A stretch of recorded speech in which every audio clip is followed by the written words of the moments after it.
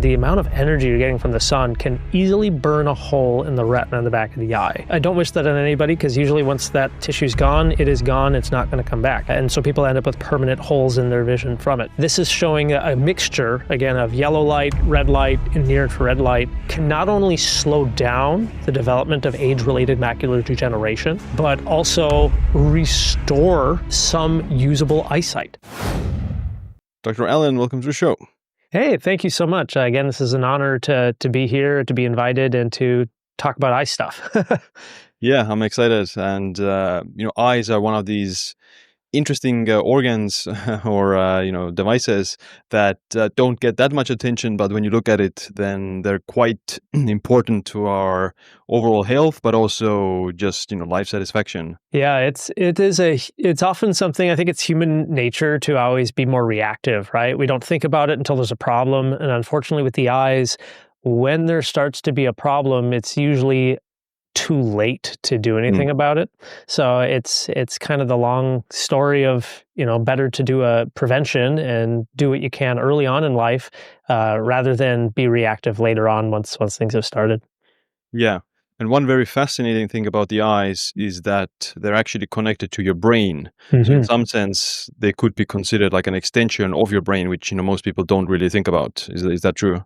Yeah, absolutely. One of my colleagues, I think, kind of famously said that they're the only internal organ of your body that is facing the outside of the body. And yeah, the retina is an extension of your brain. That's interesting. And with age, eyesight or eye health tends to deteriorate. Why is that so? Like, is there something, I guess, intrinsically vulnerable about the eyes, or is it just natural aging that every other organ also deteriorates with age? And certainly age plays a big role in what's going on in the eye. And why I think the eye is maybe more susceptible to a lot of aging changes is because it is one of the most highly metabolic tissues in the body. And I've seen some publications saying it is the most highly metabolic tissue. And part of that is because of the massive amount of energy it takes to process vision and send the proper signals to the brain, but also because the eye is constantly being bombarded with light energy, and your body has to respond by fixing any sort of reactive oxygen species or oxidation, but also manage the inflammatory cascade that cells are also going through because of those same processes, and that relates to a lot of different eye diseases. And is like poor eyesight, so like with oral health, at least there is this association between poor oral health and other systemic diseases like heart disease or Alzheimer's.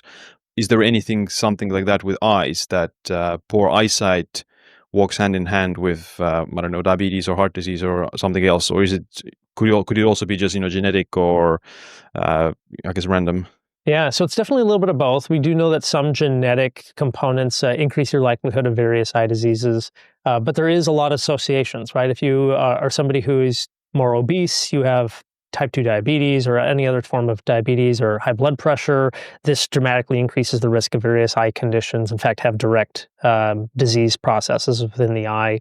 But also, if you're somebody who has problems with your eyesight, even early on in life, or it's deteriorating, then there's also higher risks for other like dementia and aging other issues, because your brain's not getting the same amount of information and you're more likely to become sedentary, and that just sort of compounds everything, right? Then you're not moving as much, and then we see higher rates of cardiovascular disease and depression, and it just sort of cascades. So there's definitely a relationship to many different processes within the body. Yeah, it's interesting then, too much screen time, too much technology use, watching too much TV or something like that, irrespective of the sedentary component, so would that then increase the risk of those conditions as well, like heart disease, just through the act of worsening your eyesight? And yeah, let's say we control for being sedentary and being overweight. Yeah, these are good questions. From what I've read, I don't believe just like watching TV or seeing on your computer will have a direct effect on causing.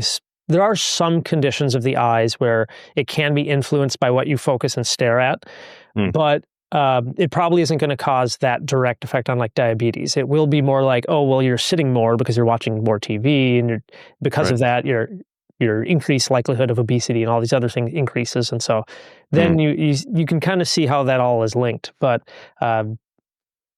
we can Yeah. talk more about, devices, staring at screens and those sort of things and how that affects the eyes. That can affect the eyes in multiple different ways too. Yeah. Yeah. It's just, I was, wondering because in the modern world, we are using more technology. And I would imagine because of that reason, your, eyes are getting more oxidative stress and more exposure to these bright lights. And, you could be otherwise fit and healthy, but because so many people are using technologies, I would imagine more people are experiencing worse eyesight because of the excessive use of technology as well. So are they increasing the risk of these chronic diseases through the eyes, even though they're otherwise healthy? Or is it just, like the association that people who have poor eyesight usually watch too much TV and they don't also exercise and they eat too much processed food? Yeah. So we know that if you are somebody who stares at a screen, especially at an early age, people who use more, and it's not just screens, but really just doing work in general, especially for young kids who stay inside a lot of the time, they're also at a higher risk of not only of actually developing nearsightedness to a greater degree or myopia. And that also carries risks of various eye diseases, higher risk of cataracts, higher risk of glaucoma, higher risk of retinal degeneration, as well as retinal detachments. So there are issues with that. Um, there is a lot of research looking into how light can influence the eye and how that light can influence our brain. So we know that high energy light or light exposure in the evening, especially blue light, you'll hear about that affecting your sleep cycle. So we do know that there is an effect in that way. And you know very well that sleep can affect so many different parts of your body and your mental health. And so there's ongoing research to knowing exactly how sleep affects eye health. We're just starting to get some research on that. I don't think it's very clear exactly to what extent, but it looks like that most of like light energy from devices like computer screens and things like that don't have a direct negative like damaging effect to the eye. However, there are some in vitro studies or studies done in laboratories on like mice with really high energy like blue lights right up next to their eye, and they can show that yes, retinal cells can have oxidative stress and faster degeneration from that light exposure. But most devices like your phone, your computer screen, television screens don't emit that level of energy to cause that damaging effect. So Interesting. at this time, we don't have any, they're all passing safety standards. There's nothing really claiming that it's causing this damage. So it wouldn't be right to say like the technology screens and light from them is like smoking for the eyes. It's not the same degree. It's not the same degree, no. Right. But we do know that the effects of screens on other parts of the eye. So like we tend not to blink as much when we're staring at a computer screen. Our blink rate can either halve or go to like 1/4 the amount. And so if you're not blinking as often, and our eyelids tend to not blink as completely, so they don't shut all the way. So your tear film is constantly being exposed to air. So you have faster drying out or dry eye disease. But also with that, you have desiccation of the surface of the eye, which clicks in an inflammatory cascade on the surface. And so we are seeing increased rates of ocular surface disease, dry eye disease, even in younger individuals, even in like teenagers, we're seeing this. So there are some negative consequences from increased levels of screen time and issues like that. That's interesting. Are there any like exercises, or we exercise every other part of our body?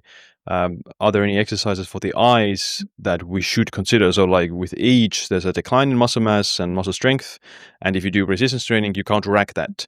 Are there any like analogous exercises to the eyes that counteract the natural aging of the eye and the natural entropy of the eye?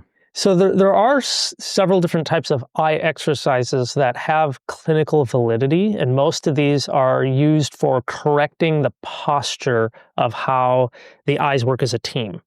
Mm. This is mainly for either young kids who have an eye that's turning a different direction, or they're used for people who've had brain injury of some kind, right? They get in a car accident, they have a stroke, now the eye is not getting the right signals to move as a team. And so there are some eye exercises that are prescribed for that.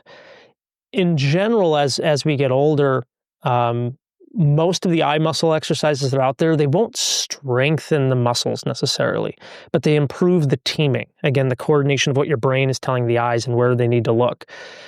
The um, the downside of, people are often like, hey, I can improve my ability to see up close. And at a young age, you can do that because the muscles pull on a lens inside the eye, which is flexible when you are young. But Mm. once we all hit our mid-age into our 40s, 50s, that lens becomes thick with age and becomes crystalline. It actually starts to become harder. And so even though the muscle inside the eye, which is a smooth muscle called the ciliary body, even though that's moving, uh, the lens is not able to shift and change shape anymore like it was when you were a kid. And so, unfortunately, a lot of the eye muscle exercises, they, again, aren't going to reverse the crystalline hardening of that lens. And Mm. so, ultimately, you're still basically most people, depending on the type of glasses or refractive error, as we say, most people do end up needing reading glasses or some form of bifocal or progressive or varifocal lens to help them see better up close. Mm. Um, Right. I So still look. think there's validity to at least taking breaks from staring at devices for long periods of time, giving the Mm. eyes a rest, because you kind of like how you can get muscle cramps and it hurts and your arm can be stuck in a position or your leg can cramp up and be stuck in a position. You can also have that with the eye muscles. We call it an accommodative spasm. And Mm. we see people who come in and they spend all day on a computer or their phone, and they come in because they're having these vision issues, and all it is their muscles are kind of cramped up in that position and they need to learn to relax it. Mm. And Yeah, so I think everyone has, experienced, if they're spent majority of the day in front of a screen or looking at a computer, then the vision gets a bit blurry or they can't see in the long distance that much. It kind of reverses after a while, but initially they might have more, or at least I sometimes get like more blurry vision if I've been sitting in front of a computer all day. Uh, but yeah, I have to look at a far away distance, and or yeah, eventually it kind of clears up. I think the best thing is just to be aware of how Mm. much near work you're doing, to try to purposely take breaks. There are some publications implying that taking a break every 20 to 25 minutes, and it's not like 20-second break. That used to be a kind of something you'll see posted online, is the 20-20-20 rule. Every 20 minutes, take a 20-second break looking 20 feet away. That was kind of just made up. And then they Mhm. actually did a formal test later, and they found that in that formal clinical study, it really didn't do anything. Uh, Mm. so they, in fact, recommend now taking a longer break every 20 to 25 minutes, closer to maybe 3 to 5 minutes. Mm. And that just looking in the distance, giving your eyes a break, relaxing the muscle system, but also Yeah. for a mental shift, right? You're taking a break from your work task, getting water, using the restroom, taking a deep breath. And then when you get back to work, you're actually even more productive. So Yeah. that's Yeah. generally a recommended thing. Other, Ideal, like for me, an ideal scenario would be you have the screen, and then behind the screen you have like a vista, like an open window yeah, to far away distance, then so you can be in a computer and then you can take a look outside as well. But right now I have like a wall here with the lighting. But in an ideal world, you would have. In my previous place, I had like a window to the mhm, backyard, and that was good. To break it up the distances. right. Yeah, give that little moment of kind of going back and forth. Mm. One of the most historical ones you'll ever hear eye doctors talk about for eye exercises are pencil push-ups, which is basically Mm. looking at the top of a pencil or a pen and moving it closer to your nose, further back, closer to your nose, further back, and keeping it single. That usually works even better if you have an accommodative target, meaning like a letter, or like you're keeping a letter A together. Because as you bring it closer, it may start to go blurry and then split apart. Um, However, again, while that is really good for just, again, eye teaming, people can overdo it. And there are some eye scenarios, depending on how your eyes work, where people can actually make their eyes worse by doing too many types of eye exercises or Mm. doing the wrong types of eye exercises. You can actually induce double vision or make things worse. So I always urge caution before people start doing eye exercises without first consulting an eye care professional. Mm. The one thing that's more recent is there's some publications on blinking exercises specifically for dry eye disease. And that's basically just taking, again, breaks every like 5 times a day is the most recent study.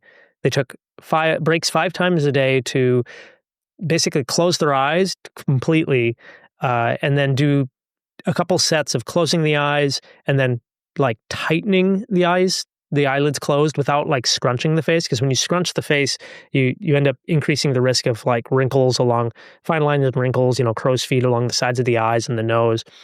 But that's to strengthen the orbicularis oculi muscles and to improve your blinking processes, which again, when people are on the screen, we tend not to blink. So that's some of the more recent publications, and it showed some positive benefits.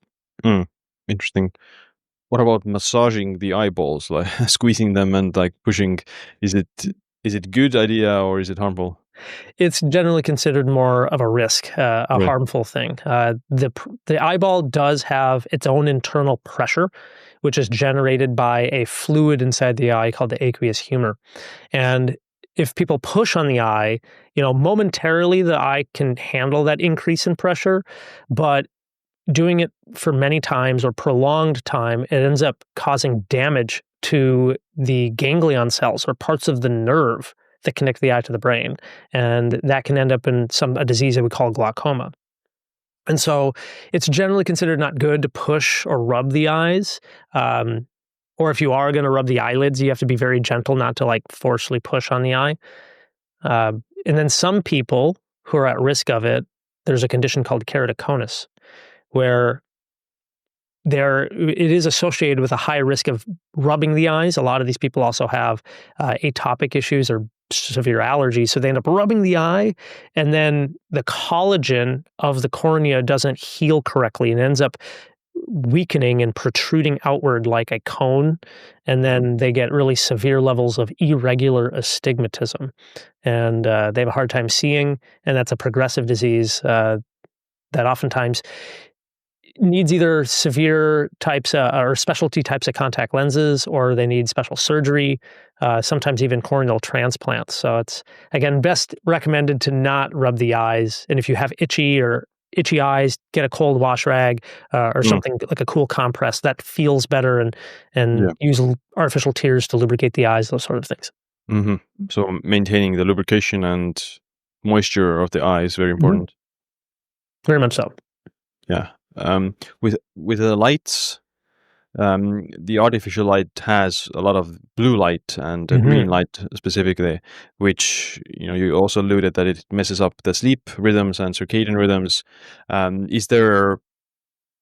What about the red light and more amber light? Is it more beneficial for the eyes? And what about these red light therapy devices? Are they beneficial for eye health? Thanks for asking that. So red light therapy also goes by a couple different names, low-level light therapy. And then if you dig deeper into the publications, they often use the term photobiomodulation, because a lot of the devices don't just use red light anymore. They use a combination of yellow light or near-infrared light as well.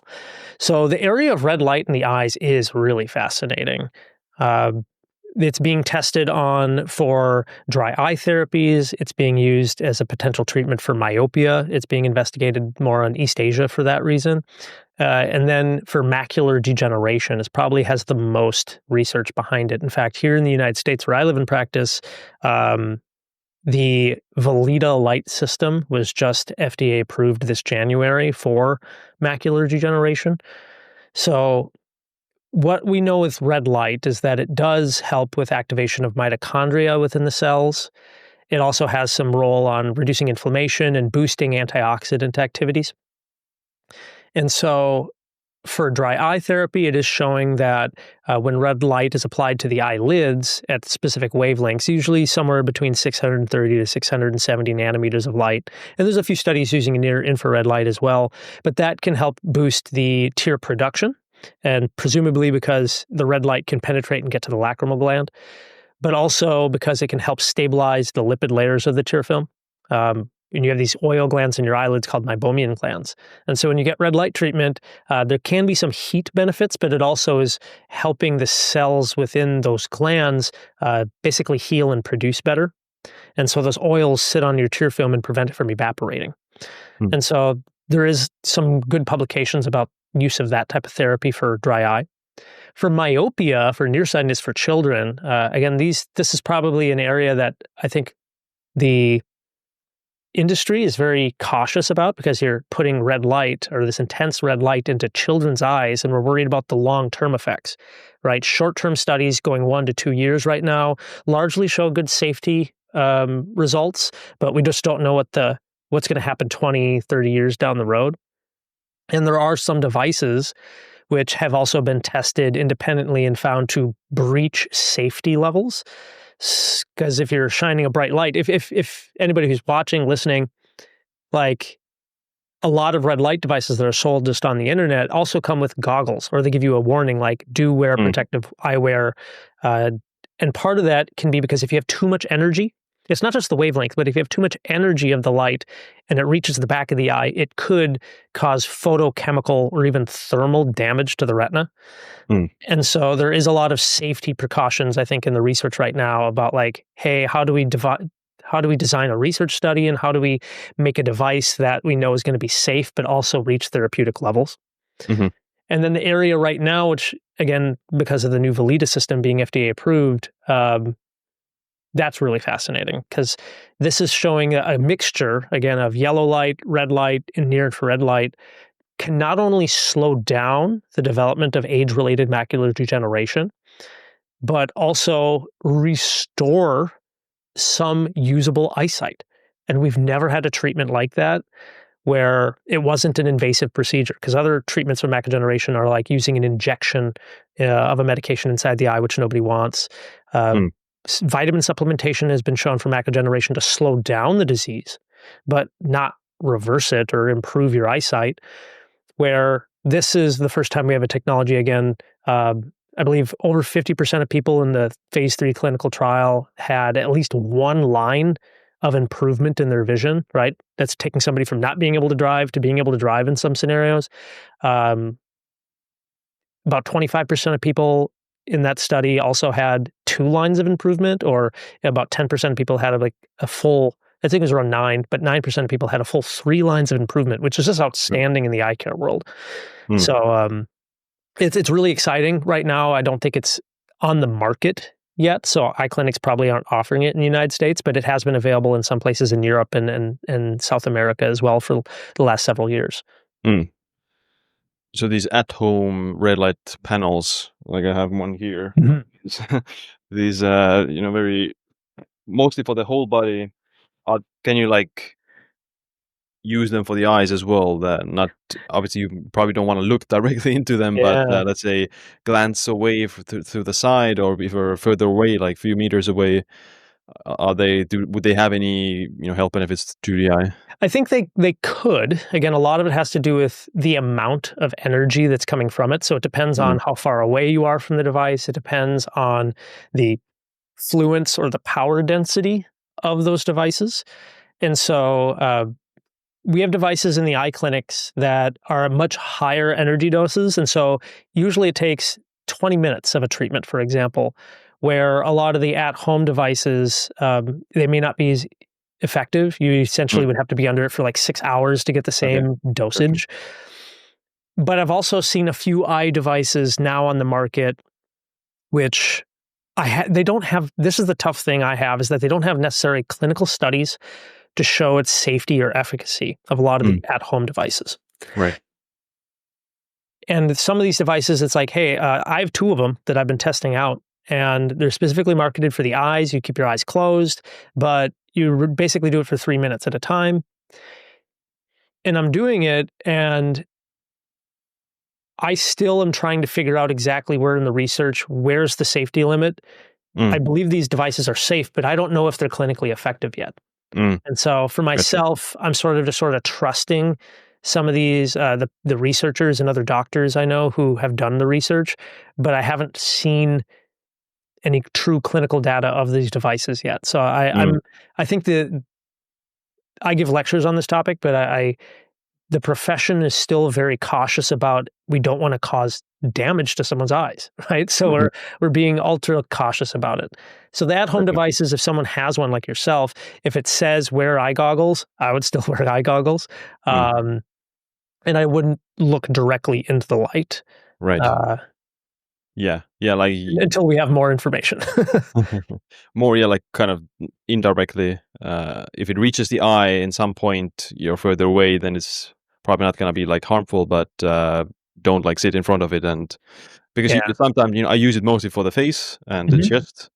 So I'm sitting in front of it, but I wouldn't want to like open my eyes and look into the light. Yeah, certainly not for very long. It's interesting because even like for the clinical trials for the Valida system for macular degeneration, they have 3 cycles, or where basically you have your eyes open, where some forms of light, like yellow light and some near infrared light, enters the eye with the eyes open. But then there's another cycle where they have you close your eyes and they use a higher energy dosage of red light Mhm. while your eyes closed. And I would love to get some of the time to talk with some of the PhD researchers who are doing this, because I want to know why and how, what other studies do they do to determine the clinical safety and efficacy of the eyes closed versus eyes open versus certain wavelengths. I honestly just don't know that information off the top of my head. I haven't found, I don't know if companies are just purposely keeping it secret or if it's just really that hard to find, or maybe they don't know either. Mm. I think there's also a lot of curiosities and questions around, again, eye safety and protocols that we just haven't established yet. Yeah. Well, it's gonna be interesting to see uh, what it's gonna look like in a Mhm. few years. But with sunlight, you're getting the full spectrum light from the sun, and I don't think you want to look directly into the sun either. Although some people might disagree about that. So yeah, so how about sunlight? Is there any time of the day that is more beneficial for the eyes? And yeah, well, how do you go about, where should you look? Yeah, so this is something I've personally been more interested in. I haven't been able to find like solid research to explain, like, because I think there's so many variables, right? Time of day, the latitude, longitude where you live on the planet. Uh, we know that UV light is going to be most potent later in the day, but also just if it's midday and you stare at the sun, the amount of energy you're getting from the sun can easily burn a hole in the retina in the back of the eye. We call it solar retinopathy. And I don't wish that on anybody, because usually once that tissue's gone, it is gone. It's not going to come back. And so people end up with permanent holes in their vision from it. Um, Mm, Early in the day, if the sun is just rising or if it's setting at the end of the day, then less energy is going directly to the eye. A lot of the sun's light is in fact being bent by the atmosphere. And so in some way the energy is being filtered. It also tends to look more like a red light. So a red orange hue, right? Um, and so there are some thoughts that perhaps that form of light is better for waking the body up, shutting down the melatonin processes, making you feel more awake. Uh, there might be some, cellular benefits to it, but I don't know of any safety, true published articles on like what's safe and what's not. Best though, I would say not to directly eyes open stare into the sun at any point. uh, and then yeah, hopefully as I'm able to dig more into research, I'm actually looking at this to answer this question at uh, I'm giving a lecture at the American Optometric Association in a few months. So I'm currently digging into it, but I still haven't found like direct answers. mm. Yeah, it's very interesting. This these sun gazers who Hmm. do claim things about looking directly into the eye, into the sun. Uh, but yeah, it's very interesting that it's obviously too much bright light. It certainly will damage the eyes, and a lot Yeah. of cases of that. There might be a sliver of truth to it just because of like what we're discovering with things like red light. However, we also know that there's increased risks of other conditions, whether it be solar retinopathy, UV light exposure over the length of your time. We know is increased risk of various, not only cataracts, but potentially macular degeneration as well. Mhm. So I think there's a lot of curiosities about it, but there's also variability of where you live, what time of the day. Again, Mm. there's all those factors. Yeah. So probably early and late sun exposure, so after the sunrise and before the sunset, is more safer for the eyes, and you get more this red light that might have some, therapeutic benefits potentially. But the midday sun is very bright and Mhm. more damaging to the eyes. 100%. Right. And should you would it be better to wear sunglasses during the daytime or not? Yeah, definitely. So UV light, and so sunglasses, assuming you're getting good sunglasses, there are some really poorly made ones out there that maybe don't have full UV light protection. But we know that UV light doesn't just cause damage to the eye, like internally. Again, there's several studies that have shown an association of UV light exposure and risk of developing macular degeneration, which is a blinding eye disease. It accounts for a lot of vision loss for people over the age of 50. The UV light also increases some risk of cataract development. But then UV light also damages the surface of the eye and the eyelids. A lot of people, because the eyelids are one of the thinnest skin on the body, we have a lot of patients who end up with various melanomas or sebaceous cell issues on the eyelids, and UV light directly impacts that. And a lot of people, when they put on sunscreen or sunblock, they avoid putting it in the eyes. I mean, you don't want it in the eyes. It even says, warning, don't get in the eyes. So sunglasses have that benefit of protecting the ocular surface and the eyelids.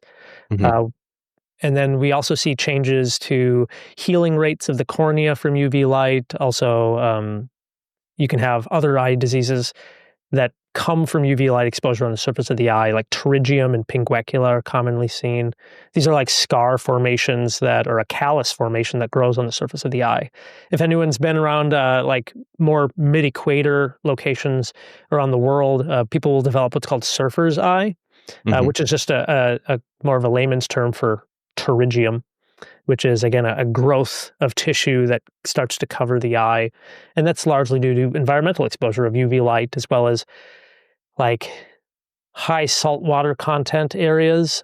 Surfer's eye, because a lot of surfers don't wear goggles, and then they're not wearing sunglasses either. And so they Mhm. end up developing this growth in the eye, which essentially is the eye trying to protect itself from all this harsh damage. Mm. Interesting. With the sea, the sun reflects a lot of the light from the sea, so you actually often, from the water surface, you get a lot of even brighter light Mhm. without even actually looking directly in the sun. So I would imagine that also is just harmful. The reflective surfaces from, I don't know, car windows or windows, glass buildings in general, as well as Yep. the sea. 100%. Yeah. So reflective surfaces, the things like UV light will bounce off those reflective surfaces. And we have other epidemiological studies showing that people who are like fishermen throughout their lives, their Mm. risks of not only skin diseases, like skin cancers, but also eye diseases, macular degeneration, cataracts, etc., also dramatically increase just from that double dose of light exposure. Yeah. Let's talk about nutrition then. So nutrition can increase the risk of many chronic diseases. Um, are there any foods that are uniquely beneficial to the eyes? For sure. I love that you asked about this, and I've seen some of other videos where you've talked about it. Uh, so for the eyes, the biggest thing is basically vegetables and green leafy vegetables, as well as oily fish and various omegas. Um, from a purely dietary standpoint, again, the retina on the back of the eye is highly metabolic tissue, and there's some unique components to it. Um, when it comes to like oily fish, I'll first mention the omega-3s, the photoreceptors in the back of the eye. Over 60% of their lipids are all DHA omega-3. So that's really important to be getting in your diet. The other part with vegetable sources is mainly carotenoids. We know that vitamin A is important for the phototransduction process of actually receiving light and getting that information sent to the brain. Most people are not vitamin A deficient, unless somebody's just not getting proper calories to begin with. But there is lutein and zeaxanthin. Have you read much on lutein, zeaxanthin? Yeah, I've become a fan Yeah. recently, and yeah, they're very, these carotenoids in general are very good for the brain and the eyes. Yes. So I'm glad that you mentioned the brain as well. But for the eyes, if any viewers, listeners haven't heard of this, so lutein and zeaxanthin, these are carotenoids. They're fat soluble. They're mainly found in green leafy vegetables. You can find them a little bit in some of the egg yolk of eggs. It's really not a high concentration in eggs, but it is there. Uh, these carotenoids, they go to the eye and they deposit in high concentrations within the retina and the eye, specifically in the macular area, which is like the bullseye of where your sharpest vision is, your color vision, all comes from this area where it gets highly deposited. And they kind of have three functions in the eye. They work as first a filter for high energy light, namely blue light. Mm. People who have higher amounts of these carotenoids in the eye, we can measure it through some testing called macular pigment optical density. And people who have higher serum levels of lutein have been shown to have about a 30 to 40% decreased incidence of developing macular degeneration, especially severe levels of it. But then also it has, outside of just the blue light protection, it also has a strong antioxidant capability and a strong anti-inflammatory capability, which again is really important for the retinal structures. And like you kind of mentioned, there is also clinical evidence that it's good for the brain, good for memory, even for older adults, good for children and their memory formation, visual processing speed. It also has reduced glare issues for eyesight and improved contrast ability. So a lot of professional athletes are, in fact, given supplements of lutein and zeaxanthin. Mm. And then one of my friends, Dr. John Nolan, he does a lot of research in these carotenoids. Just last year, they published research finding that supplementation of these carotenoids also helps reduce the oxidation of low-density lipoproteins and other various cytokines that are associated with atherosclerosis. So there's a lot of benefits to these carotenoids. Yeah. And people can eat that in diet, or they can take supplements for it. Yeah. And then again, back to omega-3s, there's a lot of research showing that people who just consume more fish, at least oily fish twice a week, that they have reduced risks of macular degeneration, reduced risks of diabetic retinopathy, and various other conditions, even some benefit for dry eye. But primarily for the retina in the back of the eye, it's DHA. And unfortunately, most of the supplements for omega-3s, whether it be fish oil based or whatnot, generally are more of a triglyceride form and have higher EPA. And your body may not absorb the right amount of DHA to get into the retinal tissues, because there's a specific isoform of DHA that they're starting to investigate that your brain has a high specificity for. There's a transporter called MFSD2A that your basically allows for a certain type of DHA to get into the blood-brain barrier and into the blood-retinal barrier, or get through it. And so it's largely recommended in the eye care space to eat a Mediterranean diet that has a lot of green leafy vegetables and oily fish. And then if you're going to supplement, there is some benefit to, if you're not eating oily fish, to taking supplements of omega-3s. And then again, lutein, zeaxanthin, if you're somebody who just either can't digest or eat vegetables, or if you just know that you don't eat that much, then that's an option. Yeah. These lutein and zeaxanthin are quite interesting. That they're, from a dietary perspective, has been seen to be associated with reduced macular degeneration, and there's also the studies or these clinical trials show that they help with markers of eye health. So they, have actual evidence that they work, and it's relatively easy to take a supplement and preserve your eye health as naturally it will decline with age.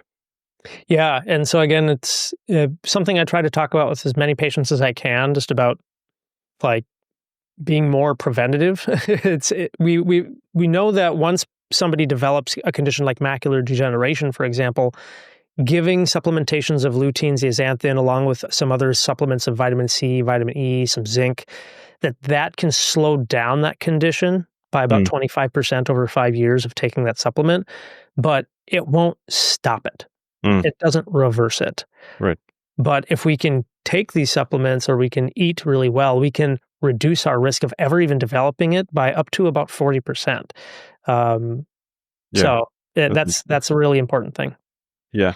Um, with carotenoids, there's another one, astaxanthin, that is shown to be beneficial for eyes and protecting against UV damage in the skin, photoaging in the skin. Does it have any evidence for like eye health because it's also like a carotenoid? Yeah, there is some evidence that it may be beneficial for the eyes. There's a few clinical studies on even like eye strain and being beneficial there. Mm, There's several studies, more I would say in vitro studies on its effect on helping retinal health. There's not too much on human clinical trials at this point, but it is something that's being investigated more now. The mm, only thing I'll kind of tee off to people is know that astaxanthin is a competitor against lutein and zeaxanthin, so mm. you don't want to take them at the same time. If I was going to design a formulation myself, I would probably have take lutein or something in the morning, and then you'd take astaxanthin in your supplement later in the day, Mhm. just because again they're competing against each other. What if you take like a larger dose? Would you overcome the competition? I'm not too sure. That's a good question for like a chemist or somebody who knows that Mm, biochemistry better than I do. okay. But that's a good question. Yeah, because I take them in the morning usually, but I take pretty large doses. I take Mm. like the maximum if efficacious dose that I've found for both of them. So yeah, would be Yeah, interesting to see. I used to take them both at the same time, and then I spoke with one of the PhD medical the one of the top advisors for one of the supplement companies in the eye care space, and he knows like every single publication off the top of his head, and then he broke down to me how that works, and I was like oh my gosh, Mhm. okay, so I need to change things a little bit, Mm, um, but it is rather interesting. yeah, with supplements, there's another one, creatine, that is known for muscle, and now it's more commonly known as a brain supplement as well. And you mentioned that the eye uses a lot of energy. It's one of the most energy consuming organs or tissues in the body. And creatine helps with the ATP production and energy production. I don't know if there are studies about this, but would creatine then help with eye health or eye function in some way? I love that you asked this. I've had several people ask me this too. I personally take creatine, but more from a physical standpoint. But also, I've Right. seen some of the publications on like mental health, and I've noticed a positive benefit over the last several years as I started taking it. It's hard for me to say is it truly because of the creatine, or is it because I'm also getting more exercise Hmm. and getting better sleep? Is that causing a better mental health shift? But I've looked into creatine and its effect on the eyes, and I can't really find much studies on it. It might just be something nobody's really researched. And I don't know if anybody who's watching or listening and they want to invest in a clinical study, reach out to me because I'll be happy to see if I Yeah. can put together a study like that. But that would be a really interesting and fascinating thing to look into.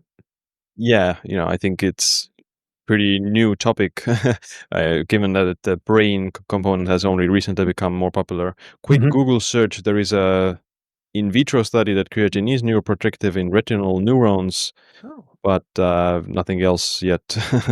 Yeah, I'll have to look at that too. The last time I really did a deep dive into it was maybe like last summer. Mm, So maybe something's come out and I just haven't seen it yet.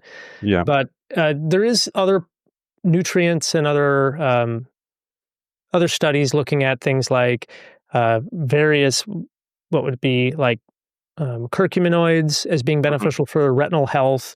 There is some research into various niacin elements that are really good for glaucoma, and they're still in clinical trials right now, trying to figure out exactly who is this going to be beneficial for, how much. But I still largely just recommend people eat a whole food diet Mm. that's along the lines of somewhere around Mediterranean diet. That's where the most research is around eye health.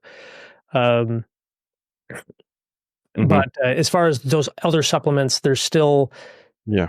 while there's evidence that they're supportive for retinal health and nerve health, we still just don't have really strong clinical recommendations yet. Mm. Yeah. With vitamin A, there is the difference between retinol that you get mostly from liver and beta carotene that you get from sweet potatoes and carrots and those things. And carrots are usually said to be good for the eyes because of containing vitamin A. Is there a difference for eye health between this retinol, which is considered the bioactive vitamin A, and vitamin A from carrots and sweet potatoes? Yeah, so beta carotene your body will take and will turn into like true vitamin A, either in your liver or through intestines. Hmm. But their eye is going to use the whole vitamin A form. The concern about people who, again, most people are not vitamin A deficient. Mm. Your body stores vitamin A pretty well, either in the liver and even in the adipose tissue. The big concern is some people take vitamin A supplements. Like right now, there's kind of some talk about vitamin A supplementation. And the Hmm. concern is that it's possible to take too much. You can have hypervitaminosis of vitamin A, and that can have negative effects on the eyes. There are case reports I've even seen one of a young girl who was taking vitamin A supplements, and she ended up having a swelling of her optic nerve, and that was mainly due to increased levels of cerebrospinal fluid as an effect of taking too much vitamin A. And thankfully, in her case, she discontinued the vitamin A, and then things improved. But um, there are concerns about that. Hmm. So most people, though, if they're eating plenty of calories, usually they're not vitamin A deficient. Right. But that it is a concern, certainly in some places around the world. Mm. What about sugar and more processed foods? Yeah, Um, that's a good question. So we know several studies have looked at ultra processed foods in relationship to eye disease, and they have found that yes, there is a relationship. People who eat more ultra processed food usually are getting more sugar.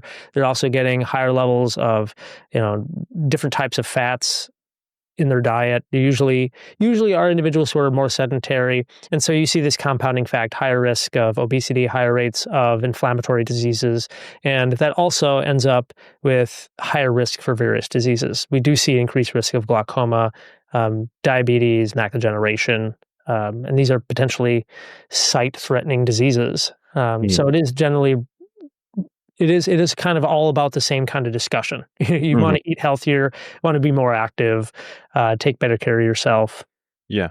Is it because there's a difference between eating sugar and having diabetes, which is, Mhm. characterized by chronically high blood sugar levels. Yeah.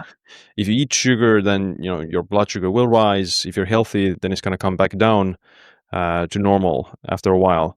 But if you're diabetic, then it's going to be chronically elevated. So is it the chronically elevated blood sugar that damages the eyes and leads to vision loss, similar that it leads to amputation of the arms eventually, or Mhm. neuropathy in the fingers, or even like just a mere act of elevation in blood sugar, which happens normally whenever you eat, with just a normal blood sugar elevation, would that also damage the eyes at a faster rate? Yeah, so obviously if somebody's not diabetic, then their body will respond correctly and at a faster rate of maintaining adequate blood sugar levels. The Hmm. problem with people with diabetes and what happens pathophysiologically with the eye is if there is elevated levels of blood glucose, um, inside the lumen of the arterioles inside the retina, what's beautiful is the retina has a dual blood supply. You have blood vessels in the back of the eye, which supply blood nutrients to the eye, but also have blood vessels that go into the retina. And when you have elevated blood sugar levels, there's a cell called a pericyte, not a parasite like a microorganism, but it's called a pericyte. And these pericytes allow for reaction of how the blood vessels constrict and how they allow fluid and nutrients to pass through the lumen. But with elevated high levels of blood sugar, the sugar molecules basically pass through and get into the pericyte, which causes them to swell because it also brings in fluid because it wants to have the correct osmosis gradient. Mm-hmm. So the pericytes swell and they eventually die. And if you lose a lot of these pericytes over time, then the blood vessels can't constrict and regulate themselves. And then in the eye, clinically, what we end up seeing is we can actually do some functional tests through what's called ERGs, or electroretinograms, and we can see decreased function of the retinal cells. So they're just metabolically not healthy. And then the first clinical sign that we can, like me looking inside somebody's eye who's diabetic, I can see is usually small outpouching or aneurysms of the blood vessels because the blood vessel wall is now weak. And so they start to kind of have this balloon outpouching. And eventually they start to break. And then we see bleeding inside the eye where there's either blood accumulation. We can even see fat deposits, or what we call exudates, that build up inside the eye. The severe consequences is not only ischemia, right? There's blood not getting to where it needs to be. So then now there's lack of oxygen getting to the right tissues. So then you start having death of retinal cells and ganglion cells. And then new blood vessels can start to form inside the eye because there's this ischemia. The cells are dying. They start releasing these markers called VEGF, or vasoendothelial growth factors, that signal for these new blood vessels to grow inside the eye to, like, hey, I need nutrients, bring those blood vessels over here. But the new blood vessels are very weak and they're fragile. And so they either bleed more or leak more fluid inside the eye, or they can start to cause scarring. You basically, the new fluid that's leaking into the eye start contracting and you have scar formation inside the eye, which leads to retinal detachments. And then you can also have increased problems with glaucoma. There's a lot of things that happen with diabetes. So it is important for people who are at risk of diabetes, if you're pre-diabetic or already have it, to not only do everything you can in your lifestyle, change of diet, exercise, take medication, lose weight, to try and put it into remission if possible, but definitely see an eye care provider at least every year so that we can check and see what's going on with the eye. Because we do have treatments to stop a lot of these conditions. Yeah. I think I heard that when you are diagnosed with diabetes, then you get mandatory, like, an eye exam or some checkup. It is considered a mandatory recommendation now. Unfortunately, yesterday I had a patient who he even admitted he's been neglecting taking care of himself once he was diagnosed. He never came in for an eye exam. He just came in yesterday because over the weekend, he had a sudden loss of vision in his right eye, and that scared him. So he came in, and unfortunately, he is in a severe proliferative stage where new blood vessels are leaking inside the eye, and one of his blood vessels leaked open, and now he's got large hemorrhaging inside the eye, and he can't see through it. Oh, wow. So in his case, he knew he was neglecting it, and I felt for him, but thankfully he came in so we can get him help, and hopefully he's on a better track going forward. Yeah. Let's talk about glasses. So usually, I don't know, maybe my impression, but usually people don't want to wear glasses, or they're kind of hesitant to start using them. When it comes to deteriorating eye health, is it healthier to start wearing eyeglasses when let's say your vision has slightly declined, or would it be fine to continue without the glasses even though your vision is I don't know, let's say 10% worse than it was before? So I guess the question is the decline in your vision faster if you don't use glasses once you've had already some decline in your eye health, or is it fine?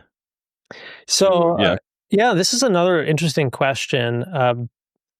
I think a lot of it depends on your age. For example, if you're a parent, if a parent's listening to this, kids, their brain is still developing. And there's also, as kids go through their adolescence and they start going through their growth spurts, the eye is also still growing with the body. And so it is, in fact, beneficial for kids who are nearsighted, for example, to get glasses, to get contact lenses, something to correct their vision, not only so that they see their best so their performance at school is good, but also because there are at least 2 studies showing that kids who wear correction, in fact, slows down their myopia or their advancement or their need for glasses getting worse. It actually slows it down. Where kids who don't wear glasses at that same age advance faster at a faster rate. Hmm. There are a lot of there's I'll put in there's a lot of nuance when it comes to myopia specifically. The other component to it is just you want at a young age for young kids to have proper brain development to appreciate sharp vision, and so it's also really important to have kids wearing correction and full correction for proper brain development. Otherwise, your brain can choose to not develop good cells to appreciate good vision. We call that amblyopia, or some kids, you'll hear the term lazy eye. That can happen. As an adult, like you and I, if we choose not to wear glasses, it's unlikely to progress faster or worsen if we choose not to wear them, because most of the eye's anatomy is kind of set at this point. But like after the age of 25, usually things come to a slow crawl. It doesn't really change much in terms of your glasses power, things like that. There is a small 10% of the population who continue to advance. But most of it is just quality of life. Like if you're going to see better with glasses or contacts, why would you not want to see better?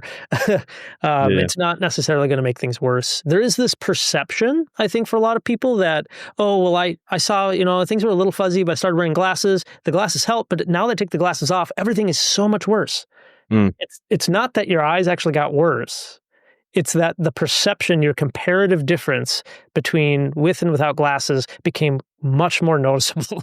So it's, again, it's just not a physiological change with the eye. It's more of a mental appreciation of perception. Yeah, when I was a kid, then my parents and the others told me that don't look through the glasses, these other glasses, because you'll actually get worse eyesight because of that. If you use, like, say, your grandma's glasses, and they're super blurry, right? But that will actually make your own eyes worse.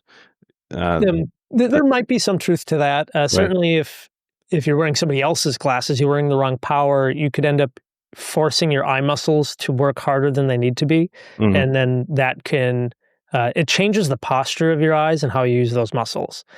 But more so is we do know that the way older glasses lenses have been designed, there is a phenomenon where light is focused in the peripheral retina, and that sends what's called a hyperopic defocus, and it somehow communicates to the brain and the eye to make the eyeball grow longer.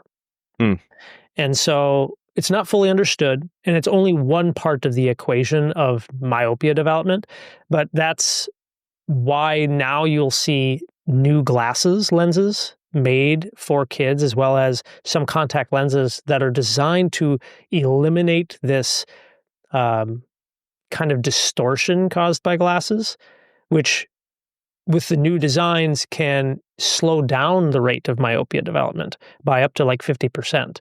So depending on where you live and where those devices are available, like in the United States, the glasses aren't available yet because they're still going through trials. But in some other places, like in Canada and in Europe, those lenses have been available for some time, and they can help slow down myopia for children. Interesting. Are there any health differences between contact lenses and glasses? Oh, yeah. Another good question. So the big issue with contact lenses is just the risk of infection. Especially for people who sleep in contact lenses, the risk of infection is dramatically much higher. Contact lenses also dry out. They absorb the tears, and then the tears evaporate much faster. So there is higher rates of dry eye and contact lens awareness and irritation. There is some evidence that contact lenses, if worn for long periods of time, and depending on the type of lens you wear, can also push on the cornea of the eye and cause some desensitization of the nerves in the cornea, which may alter your body's ability to regulate tear production and may cause problems with neurotrophic or what's called neurotrophic keratitis. So there are cases where that's happened. I think in general, most people consider contact lenses pretty safe as long as you have good hygiene habits and you don't sleep in the contact lenses. Gotcha. But there is concern amongst some professionals in the space about contact lens wear at all, just because there is an increased risk of dry eye and long-term consequences of dry eye later in life. Mm.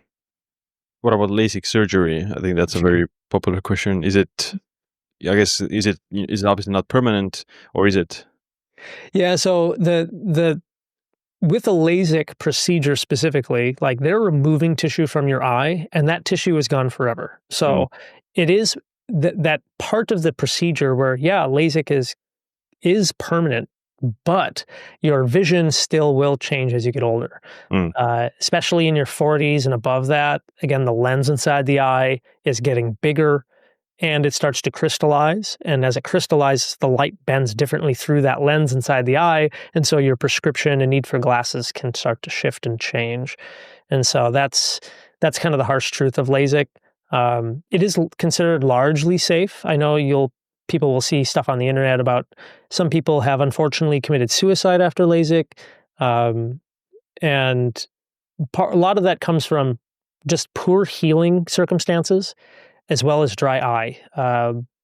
LASIK surgery specifically does sever more nerves on the surface of the eye during that procedure, which then they have to grow back.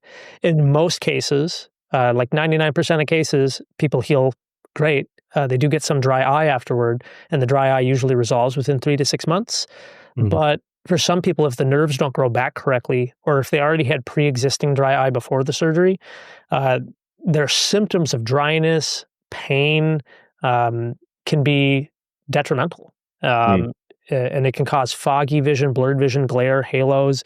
But then, those unfortunate few, and it's usually less than 1% that's quoted, there's people who have severe issues because of that. And those are the people who have the worst outcomes are always the people who speak the loudest. Yeah. But the vast majority of people I've ever worked with that have had LASIK usually come back saying they loved it. It changed their life. They would do it again in a heartbeat. So thankfully, the clinical trials do show it is still safe. I think just as a profession, we need to be very diligent about who is at risk and who has more dry eye issues before we send them for surgery. Yeah, gotcha. Last year, there was this video by Mr. Beast where he paid for surgeries for these blind people, and they were able to see. I don't know what type of surgery it was specifically, but is it possible to cure blindness with some surgery? Yeah, so that was Mr. Beast did specifically with cataracts. And cataracts are the number one, globally, if you look at what's the number one cause of vision loss in the world, it is cataracts. The nice thing is that, so what a cataract is, if for people who don't know, like I've been saying, in your 40s and in your 50s and above that, the lens inside the eye starts to crystallize.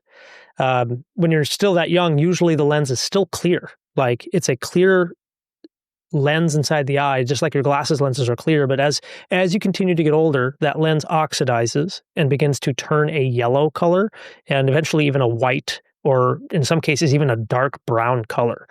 So I've done mission trips in some parts of the world, and you'll see people who are in their 80s and have never had cataract surgery, and these lenses inside their eye are very large, like a marble, and they'll be like coffee brown. They can't see through them. So cataract surgery, they can go in and they use a tool called phacoemulsification. That's the fun word for the day. But it uses ultrasound to shatter this lens inside the eye. It's like shattering a glass marble into dust particles. They then vacuum out the particles, and then they put a new plastic lens implant inside of the eye, which they measure and account for any need for glasses and try to put that in the implant. So afterward, you see through a clear lens again. And in many cases, people don't need to rely on glasses as much. It's kind of like getting LASIK at the same time almost. Wow. So thankfully, we have that surgery. It only takes like 10, 15 minutes to do. Wow. It's considered one of the most successful surgeries that have been invented. The downside is in some parts of the world, people don't have access to healthcare or eye care, and vision loss is a consequence of that. Mm. That's very interesting. Yeah. In the future, would we be able to have a type of surgery, or like I don't know, like a implant of the eye, like a cyborg eye or something like that, that would, you know, give you perfect eyesight, or but as well as maybe enhance it, like able to zoom Yeah. in or something like that. Because humans, our eyes are pretty good. We are pretty visual, like our visual system is pretty good, but it's obviously not as good as like eagles or hawks or something like that. Mhm. Um, could we There, like use some sort of cyborg eyes or other ways to enhance our vision? I know there's talks of that. I know there's companies who've been kind of working on that in terms of an implant for cataract surgery specifically. I Hmm. think they do run into some just barriers of technology at this point. Like if they do have that capability to zoom in, it would need some sort of electrical charge, or it would need some sort of mechanical movement of the lens inside the eye. And that means it would probably need some sort of battery capacitor. And then how do you charge that through the eye? You probably have to fall asleep wearing some sort of charging goggles that gives it, an Hmm. electromagnetic field that charges it. And then how long do those last? What happens if they break? Yeah. There's a lot of, I think, just technological things that need to happen. So we're probably, who knows how things will go with AI, but we're probably 40, 50 years away from something like that. Hmm. Mm. I know there are some contact lens companies building augmented reality contact lenses. And same thing for augmented reality glasses. And I think that is very much within the grasp of not only some augmented reality glasses that exist right now, but in the next 10 years, we'll see improved adoption of that technology. And so I think that's going to be very real, to the Mm. point where even if you don't need glasses to see better, you will have a thin, normal pair of looking eyewear that will have a digital screen basically in front of your eyes, Mm. that you'll be able to see not only text messages and email notifications, but as you look around the room, it'll highlight food in your fridge and tell you what type of recipes you can do by mixing these various ingredients. You'll be able to drive down the road and it'll tell you, hey, take a left, take a right, here's your speed, just heads up display like a video game almost. Mm. And that may be able to also magnify things in the distance and make it Mm. zoomed up in front of your natural eye. I think I think that will have a lot of applications. Mm. And I think that is more realistic again within the next probably 5 to 10 years. Wow.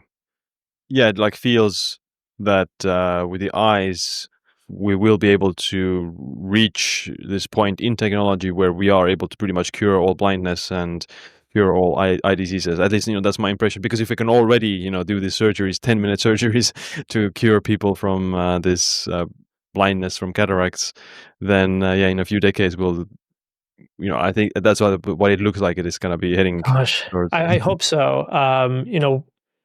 We have so just about 2 years ago, we had the very first full total eye transplant that was Mm. Wow. accomplished. The eye didn't work, but the eye is a very special, it has its own specialized immune system.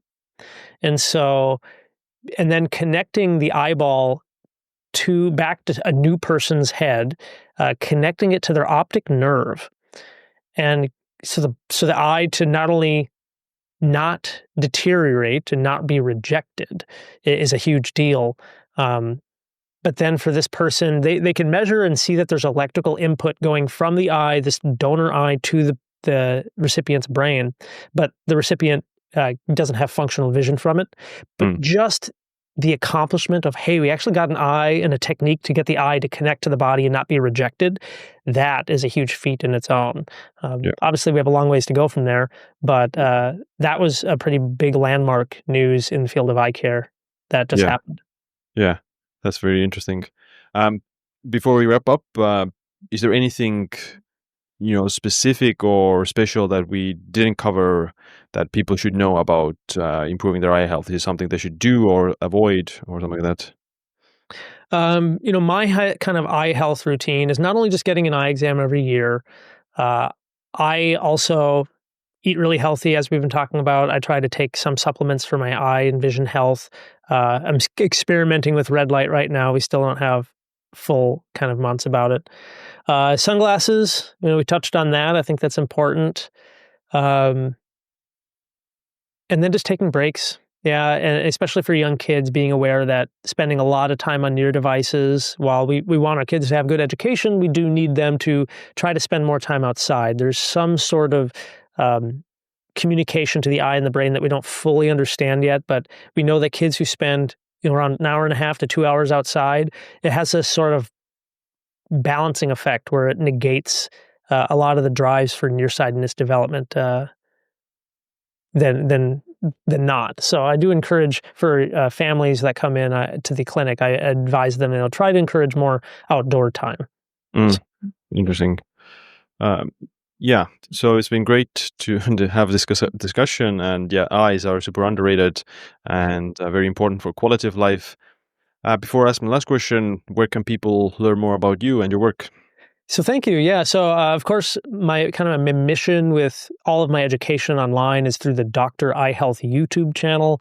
I provide education on various things, whether it be glasses, contacts, surgeries, a lot of disease education, things that you can do with your lifestyle.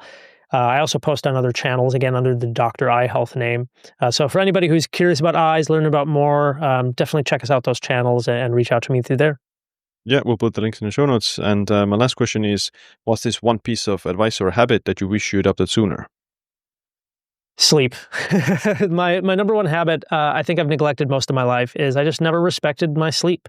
Certainly growing up, I stayed up late nights till 3 a.m. playing video games, and my academics in high school and even some in college, I think would have been way better. I was a good student, but I think my performance in so many different ways, physical, mental, academic, would have been improved tenfold if I just would have had regular, consistent sleep. And when I went to optometry school, I think that was my superpower because I prioritized it. And unfortunately, when you get into things like residency for healthcare, they do not care about your sleep. So I think I lost a lot of my regular sleep habits as I guess I got older, past optometry school. And now I'm trying to prioritize it a lot again. And it definitely affects my physical fitness. It affects my mood. It affects my mental capacity, my productivity. So it is something I'm trying my best to prioritize. Yeah, that's an important tip and very common one. Well, yeah, thanks for coming to the podcast, and yeah, it was great to talk with you. Yeah, thank you. I appreciate it. All right, that's it for this episode. Make sure you check out my new book, The Longevity Leap, on Amazon. I'd also appreciate if you share this episode with a friend or family member. Other than that, my name is Siim. Stay tuned for the next episode. Stay empowered.